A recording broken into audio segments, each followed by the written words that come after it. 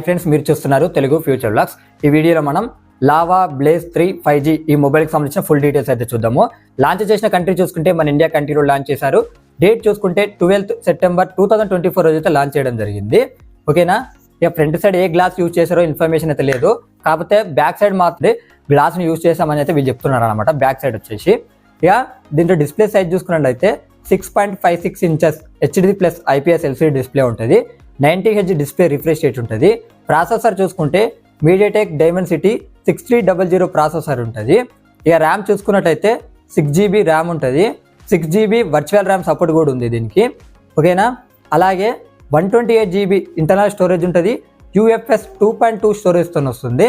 Battery చూసుకున్నట్టయితే 5000 mAh ఉంటుంది. 18 watts charging అయితే సపోర్ట్ చేస్తుంది.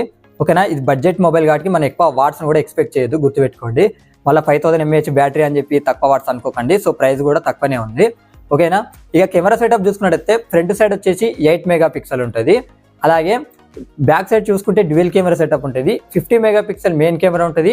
2 మెగాపిక్సెల్ డెప్త్ మైక్రో అయితే కరెక్ట్ అయితే ఇన్ఫర్మేషన్ లేదు. వైబ్ లైట్ రింగ్ LED కూడా ఉంటుందని చెప్తున్నారు. ఈ బడ్జెట్లో ఇలాంటి లైటింగ్ ఉన్న మొబైల్ మేమే ఫస్ట్ తీసుకొచ్చామని చెప్తున్నారు అనమాట. వీళ్ళు హైలైట్ చేసింది కూడా ఈ లైట్నే, గుర్తుపెట్టుకోండి. ఇక ఈ మొబైల్కి అడిషనల్ ఫీచర్ చూసుకున్నట్టయితే side facing finger print censor ఉంటుంది. అలాగే ఇది వచ్చేసి Android 14తో వస్తుంది.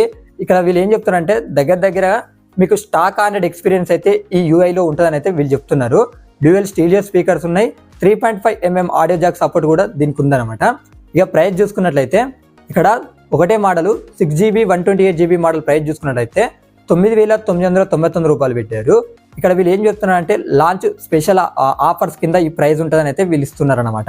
ఓకేనా, ఇంకా దీనికి స్పెషల్ ఏంటంటే మీకు ఏమన్నా ఇప్పుడు ఈ మొబైల్కి ఏమైనా ప్రాబ్లం వచ్చింది అనుకోండి, డైరెక్ట్ సర్వీస్ సెంటర్ వాళ్ళు మీ ఇంటికి వచ్చే వాళ్ళు సర్వీసింగ్ అనేది చేసిపోతారు అనమాట. అంటే వీళ్ళు సర్వీస్ సెంటర్ తీసుకొని వీళ్ళే సర్వీస్ సెంటర్ తీసుకెళ్ళి మీ మొబైల్ మంచిగా చేసి మళ్ళీ మీ ఇంటికి అయితే తీసుకొస్తారు.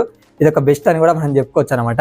అంటే లావా ఇప్పుడు పెద్ద మొబైల్స్ ఉంటాయి కదా, కొద్దిగా ఫ్లాగ్షిప్ అలాగే మిడ్ రేంజ్ మొబైల్స్కి ఎలా అయితే ఉంటుందో ఇప్పుడు బడ్జెట్ మొబైల్కి ఈ మొబైల్ కూడా తీసుకొచ్చారు అనమాట. గుర్తుపెట్టుకోండి, ఇది 5G మొబైలే. ఇంట్రెస్ట్ నాలో ఒకసారి చెక్ చేయండి. ఇలాంటి వీడియోస్ కోసం మన ఛానల్ని సబ్స్క్రైబ్ చేసుకోండి.